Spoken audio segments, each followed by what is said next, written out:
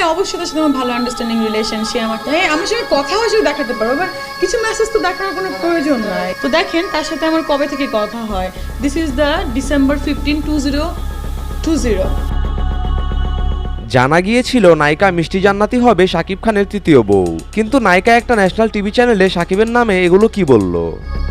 সে চাচ্ছিল, তাকে নিয়ে অনেক দিন কন্ট্রোভার্সি নেই, আমাকে নিয়ে সে একটা কন্ট্রোভার্সি ক্রিয়েট করতে চাচ্ছে। He is my brother, colleague, senior colleague. আমি কখনোই শাকিব খান নাকি প্রায় সময়ই এই নায়িকাকে আপত্তিকর ছবি এবং ভিডিও পাঠায়, যা মিষ্টি জান্নাতের কাছে একদমই ভালো লাগে না। তাই এ ব্যাপারে এবার সংবাদ মাধ্যমে কথা বললেন এই নায়িকা।